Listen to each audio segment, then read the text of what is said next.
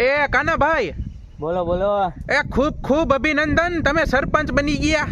અરે thank you ભાઈ, thank you. આ બધું તમારા લીધે જ થયું હે ભાઈ. આખા ગામે મને બહુમત આપીને જીતાડ્યો હે. આ બધું મારે તમને બધાને કહેવું પડે. થેન્ક યુ ભાઈ. એમ નહીં કાનાભાઈ, હા બોલો બોલો. હવે તો તમે સરપંચ બની ગયા હે? હા હો ભાઈ. તો તમને એવું નથી લાગતું તમે કંઈક ભૂલો હો? અરે ના ના ભાઈ, તમે બધાએ જે કીધું આપણે ગામમાં કરી જ નાખ્યું હે ને. અરે એમ કહું, એમ ન ભૂલતા કે 55 મત તો મેં પોતે દેવરાવ્યા હે મારા ઘરના તમને. અરે ના ના, એટલે તો મેં તમને આમ સ્પેશિયલ કીધું એમ કે thank you so much Nitinbhai. તમારા લીધે તો હું જીતો હું ભાઈ ગામમાં. પણ જીતા પછી કદાચ તમે એવું બોલ્યા હતા કે તમે મારી ઘરે આવશો, બાથરૂમની દિવાલ ચેક કરવાની હતી, પડી ગઈ છે તો.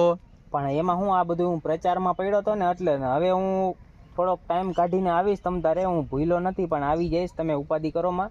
આપણે ઓલું મકાન ના ઓલા સંડાસ બાથરૂમ કરી નાખશું આપણે, ઉપાધિ કરોમાં તમે. એ મને ખબર જ હતી કે સરપંચ બન્યા પછી તું કોણ ને હું કોણ આવું જ કરશો તમે. અરે ના ના, આપણે તમારે એ બધું કરી નાખશું. ઉપાધિ શું કામ કરો હો? મજા કરો.